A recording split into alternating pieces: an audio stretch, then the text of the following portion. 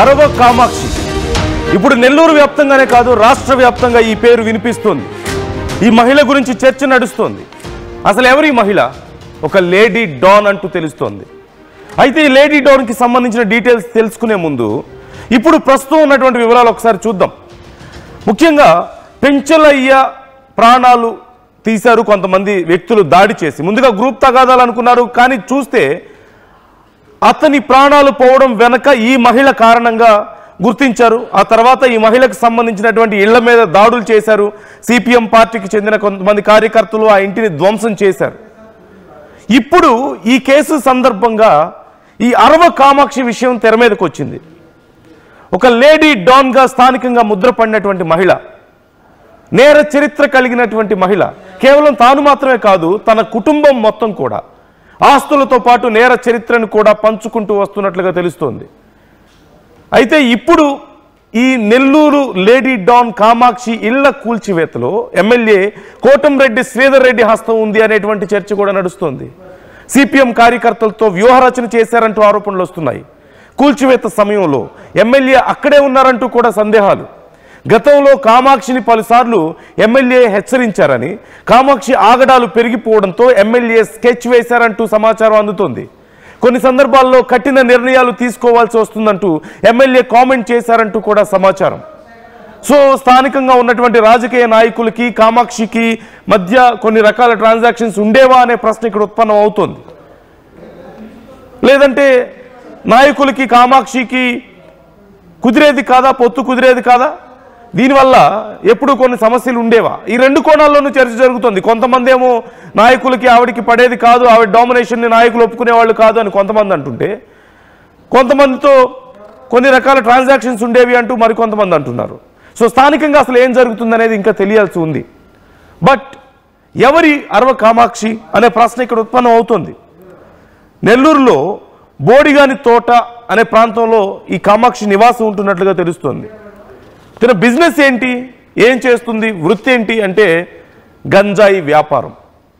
గంజాయి వ్యాపారం చేసి పెద్ద ఎత్తున గంజాయిని సప్లై చేయడం అనేది తన వ్యాపారంగా తెలుస్తుంది. మరి ఎవరి ద్వారా సప్లై చేస్తుంది అంటే కొంతమంది చిన్న చిన్న పిల్లలు, అనాథ పిల్లల్ని చేరదీసి, ఎవరైతే వ్యర్థాలు ఎత్తుకుంటూ చెత్తను ఎత్తుకుంటూ తిరుగుతుంటారో బయట అనాథ పిల్లలు, వాళ్ళని చేరదీసి వాళ్ళ ద్వారా ఈ బిజినెస్ నడిపేదట. స్కూల్స్, కాలేజెస్, ఇలా ప్రతి చోట తనకి సంబంధించినటువంటి కొంతమంది సప్లయర్స్ వెళ్ళేవాళ్ళు, అక్కడ స్టూడెంట్స్కి వాటిని అందించేవాళ్ళు. అలా మొత్తం నెల్లూరు ఆ చుట్టుపక్కల ప్రాంతాల్లో గంజాయి వ్యాపారంలో ఆరితేరిన మహిళ ఇప్పటికే భారీగా ఆస్తులు కూడగట్టుకుంది. అయితే తినతోనే మొదలవలేదు గంజాయి వ్యాపారం. తన తల్లిదండ్రుల నుంచి, అంటే తన తల్లిదండ్రుల విషయంలో కూడా ఇదే విషయాలు తెలుస్తున్నాయి.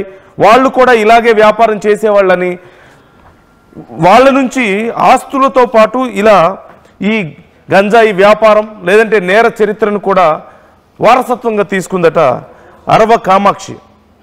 మొత్తం నెల్లూరులో ఉన్నటువంటి, నెల్లూరు ఆ చుట్టుపక్కల ప్రాంతాల్లో ఉన్న 14 కాలేజెస్కి అరవ కామాక్షికి సంబంధించినటువంటి మనుషులు వెళ్తున్నారు అంటూ పోలీసులు గుర్తించారు.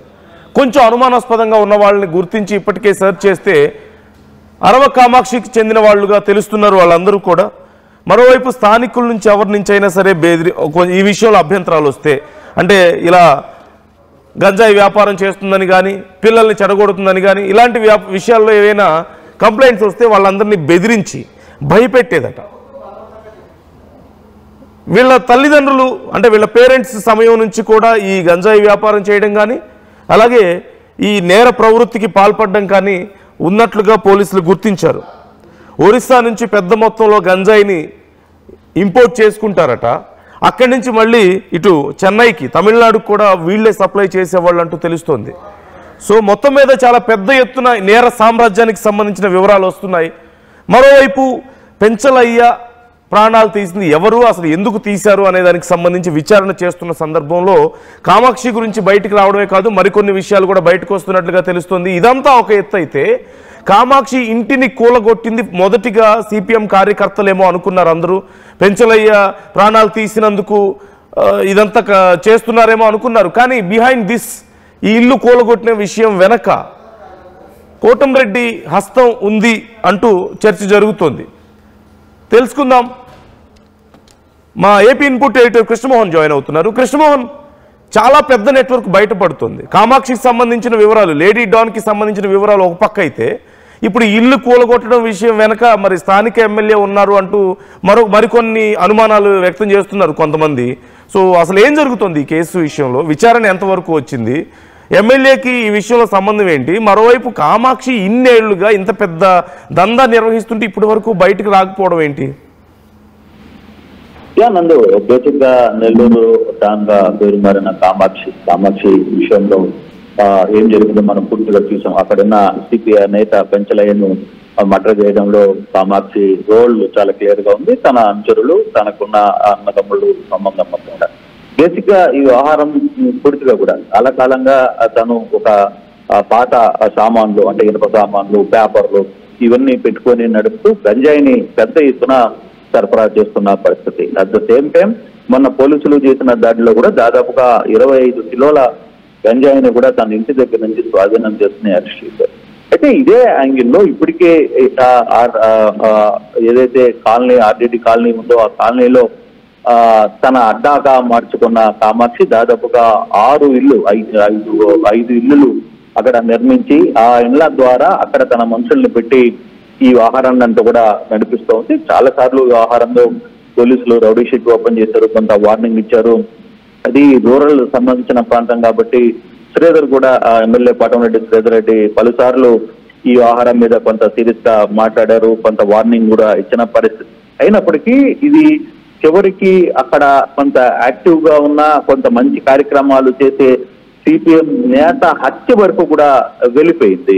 ఇది కొంత సహించరాని పరిస్థితి అనేది చాలా వరకు కూడా అర్థమైంది. దీంతో మొన్న రాత్రి జరిగిన సంఘటన ఏదైతే ఉందో అక్కడున్న స్థానికులు సిపిఎం నేతలతో మరోవైపు టీడీపీకి సంబంధించిన 10 మంది నేతలు అందరూ కూడా కలిసి ఇక ఉపేక్షించేది లేదు, అంటే ఇటువంటి కార్యక్రమాలు చేస్తున్న వాళ్ళని ఉపేక్షించరాదు అంటూ ఎమ్మెల్యేని శ్రీధర్ రెడ్డి ఎమ్మెల్యేని కలవడం.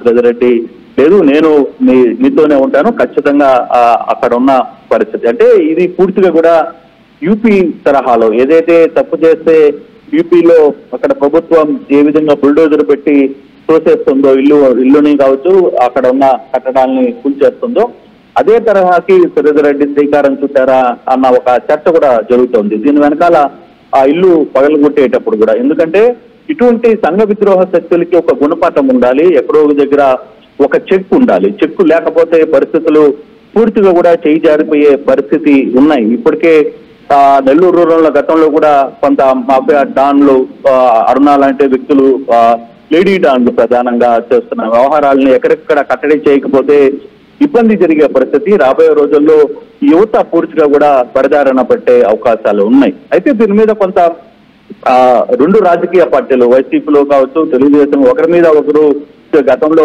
కామాక్షి మీ పార్టీలో ఉంది, లేదు మీ పార్టీలో ఉంది, మీ దగ్గర ఉంది అని ఇద్దరు 2 వైపులా కూడా కొంత ఆరోపణలు జరుగుతున్నప్పటికీ ఓకే అది పొలిటికల్ గా మధ్య జరుగుతున్నప్పటికీ కానీ ఇక్కడ ఇది ఎక్కడో ఒక దగ్గర ఒక చెక్కును పెట్టాలి. ఏదైతే అసంగత శక్తులు మితిమీరిపోతున్నాయి నెల్లూరు టౌన్ లో ఇటీవల వరుసగా జరుగుతున్న పరిణామాలు చూస్తుంటే కొంత ఆందోళన జరుగుతుంది. ఎప్పుడు జరగని పరిస్థితులు ఈ మధ్య కాలంలో పెద్ద ఎత్తున నెల్లూరు జిల్లాలో ప్రధానంగా నెల్లూరు టౌన్ అండ్ రూరల్ లో ఎక్కువగా ఈ వ్యవహారాలు జరుగుతున్న నేపథ్యంలో ఇటువంటి వ్యవస్థ, ఎందుకంటే ఒక 5 ఇల్లులు పోల్చడం మామూలుమైన పరిస్థితి కాదు. అందులో ఈ కామాక్షికి ఒక గ్యాంగ్ ఉంది.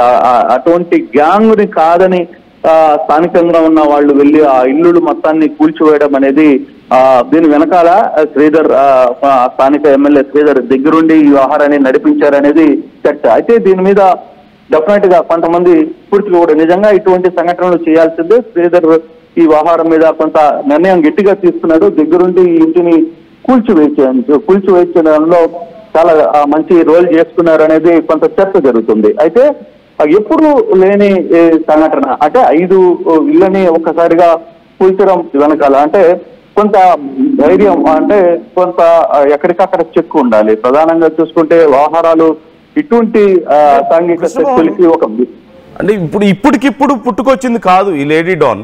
ఎప్పటి నుంచో ఈ దందా కొనసాగిస్తున్నట్లుగా తెలుస్తోంది కదా. మరి గతంలో ప్రభుత్వాలు ఉన్నాయి, ఇప్పుడు ఇన్ని ఏళ్ల నుంచి ఎందుకు బయటకు రాలేదు అనే విషయం ఒకటైతే, ఇప్పుడు ఈ ఇల్లు కూలగొట్టడం వెనక స్థానిక ఎమ్మెల్యే ఉన్నారని ఇక ఉపేక్షించకూడదని చెప్పేసి ప్రజలు కూడా పూనుకున్నారు అంటున్నారు. గతంలో మరి ఏ రెసిస్టెన్స్ రాలేదా లోకల్ ఎమ్మెల్యేస్ నుంచి కానీ అప్పుడున్నటువంటి ప్రభుత్వాల నుంచి కానీ? ఎందుకని ఈ విషయం ఎప్పుడు బయటికి రాలేదు? అంటే గతంలో కూడా ఈమె యాక్టివిటీ మీద కొంత పోలీసులకి కన్ను ఉంది. ఎందుకంటే ఈమె మీద రౌడీ షీటర్ కూడా గతంలో రౌడీ షీటర్ కూడా ఓపెన్ చేశారు. కాకపోతే ఇది ఎప్పుడు హత్యల వరకు రాలా. ప్రస్తుతం ఇది హత్య వరకు దారి చేసే ప్రయత్నం అయితే జరిగాయి. ఏదో గుట్టు చప్పుడు కాకుండా ఏదో కొంత స్కూల్స్ కి పంపించడమో, లేకపోతే కాలేజీల్లో కొంత గంజాయి అమ్మడమో, అక్కడున్న చిన్నపిల్లల చేత అమ్మించే ప్రయత్నం చేయడం, అటువంటి సంఘటనలు జరగడంతో రెగ్యులర్ కేసులు కట్టారు. రౌడీ షీటర్ ఓపెన్ చేశారు. కామాక్షి మీద, తన అంతుల మీద కూడా 2 టౌన్ లో 1 టౌన్ లో కొన్ని కేసులు పెట్టించారు. కొంత ఈమె ఈ రౌడీ యాక్టివిటీ మీద పోలీసులకి కన్ను ఉంది. కంపల్సరిగా కొంత నిర్వహించే ప్రయత్నం అయితే చేశారు. కాకపోతే కామాక్షి హద్దు దాటి హత్యలు దాకా వెళ్ళిపోయింది. ఒక స్థానికంగా ఉన్న ఒక సిపిఐ నేత కేవలం గంజాయిని అమ్మడానికి నా ప్రాంతంలో అమ్మడానికి వీలు లేదు, మీరు ఇక్కడ చెడగొట్టద్దు వాతావరణాన్ని అని చెప్తున్న నేపథ్యంలో ఇతను ఉంటే మనకి అడ్డం అనే ప్రయత్నంలోనే ఈ హత్యను ఖాయమిచ్చే ప్రయత్నం అయితే చేశారు. దాంతో ఇక ఉపేక్షిస్తే ఇది మరీ ఈ బ్యాచ్ మరీ రెచ్చిపోయే పరిస్థితి అయితే కనపడుతుంది. ఇప్పటికే పోలీసులు కొందరిని అదుపులో తీసుకున్నారు. దాదాపుగా 15 మందిలో 9 మంది వరకు అదుపులో తీసుకున్నారు. ఇంకా కొంతమంది దొరకాల్సిన పరిస్థితి. అయితే మళ్ళీ వాళ్ళ వ్యవహారం తిరిగి మరింత రెచ్చిపోయే అవకాశం ఉంటుంది అనే నేపథ్యంలోనే నిన్న సిపిఎం నేతలు అలాగే శ్రీధర్ రెడ్డి సహాయం తీసుకున్నారు.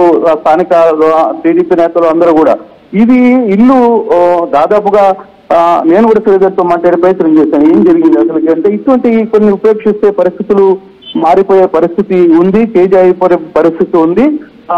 కాబట్టి కొంత చర్యలకి ఉపేక్షించాల్సిన పరిస్థితి వచ్చింది అనేది పూర్తిగా కూడా ఆ ఇల్లు ధ్వంసం చేస్తున్నప్పుడు కూడా ఆ ఇంట్లో కొన్ని మారణాయుధాలు కూడా బయటపడ్డ పరిస్థితి. కానీ ఒక రకంగా ఈ వ్యవహారంలో మాత్రం శ్రీధర్ని కొంత స్థానిక ప్రజలు కొంత అభినందిస్తున్న పరిస్థితి. కానీ రాజకీయ పరంగా దీని వెనకాల కొంత విమర్శలు ఉన్నాయి. బట్ అది వైసీపీ టీడీపీ మధ్య ఇద్దరు మీ పార్టీలో ఉన్నారు అంటే వాళ్ళు మీ పార్టీలో ఉన్నారని పరస్పర ఆరోపణలు చేసుకుంటున్నా. కానీ ఇటువంటి సంగతులను దగ్గర మాత్రం ఉపేక్షించకూడదు. ఈ రోజు శ్రీధర్ కూడా ఎమ్మెల్యే కోటమిరెడ్డి శ్రీధర్ రెడ్డి తన పెంచుల ఇంటికి వెళ్లారు. అక్కడ కొంత ఆర్థిక సాయం చేశారు. ఆ పిల్లలకి వాళ్ళిద్దరు పిల్లల్ని కూడా చదువుకునే వరకు ఎంతవరకు చదువుకుంటే ఆ బాధ్యతని తన కూతుర్లు తీసుకునే ప్రయత్నం చేశారు. కొంత అక్కడ వాళ్ళని ఆదుకునే ప్రయత్నం కూడా శ్రీధర్ రెడ్డి చేసిన పరిస్థితి అయితే కనబడుతుంది. కానీ మొత్తం మీద ఇంటి కొట్టడం తర్వాత వీటన్నిటి కూడా ఒక ఎక్కడో దగ్గర ఒక చెక్ పెట్టాలి. ఎందుకంటే ఒక భయం లేకపోతే పూర్తిగా కూడా వాళ్ళ కుటుంబాలు వాళ్ళ తమ్ముళ్ళు వరుసగా ఇదే ప్రయత్నాలు చేసే అవకాశం ఉంది. కాబట్టి ఇంకా పూర్తిగా ఆ ప్రాంతాల్లో ఇటువంటి వ్యవహారాలు చేయకూడదు అనే దాంట్లోనే పూర్తిగా 5 ఇళ్ళని తన కామాక్షికి సంబంధించిన 5 ఇళ్ళని కూలదోశారు. అది పబ్లిక్ లో కొంత పాజిటివ్ కనపడుతుంది. ఆ ప్రాంతంలో కూడా చాలా వరకు పాజిటివ్ థింగ్స్ అయితే వచ్చాయి. Right. Thank you Krishnamohan, thanks for the details. ఇప్పుడు పెంచలయ్యకి సంబంధించిన ఘటన తర్వాత చాలా విషయాలు తెర మీదకి వస్తున్నాయి. ఒక చోట తీగలాగితే మరో చోట డొంక కదిలినట్లుగా ఉంది పరిస్థితి. పెంచలయ్య ఘటనకి సంబంధించి విచారణ చేస్తుంటే కామాక్షి విషయం బయటపడింది. అక్కడి నుంచి విచారణ చేస్తుంటే ఇంకా చాలా విషయాలు బయటపడుతున్నాయి. కామాక్షి చేసే దందా, గంజాయి వ్యాపారం గురించి, బెదిరింపుల గురించి, మిగతా మరికొన్ని అంశాలకు సంబంధించి కూడా బయటకు వస్తున్నాయి. అవి అతి త్వరలో రివీల్ చేయబోతున్నారు పోలీసులు. విచారణ జరుగుతోంది కాబట్టి ఇప్పుడే మనం పూర్తిగా ఈ విషయాల గురించి మాట్లాడకూడదు. మరోవైపు స్థానిక ఎమ్మెల్యే హస్తం ఉంది ఈ ఇల్లు కూల్చివేత వెనక అనే అభిప్రాయం కూడా వస్తుంది, అనే అనుమానాలు కొన్ని వ్యక్తం అవుతున్నాయి. కారణం ఏంటి అన్నప్పుడు, కామాక్షి ఆగడాలు భరించలేక గతంలో కూడా కొన్ని సందర్భాల్లో మాట్లాడారని, ఇవన్నీ ఆపేయాలని చెప్పారని, కానీ వినకపోవడంతో ఇప్పుడు ఇక ప్రజలలో కోపం ఎక్కువైపోయి చివరికి ఈ పరిస్థితి వచ్చింది అంటూ కూడా తెలుస్తోంది. ఇప్పుడు కామాక్షికి సంబంధించి కూడా విచారణ జరుగుతున్నట్లుగా తెలుస్తుంది. అయితే ఇక్కడ కీలకమైన అంశం,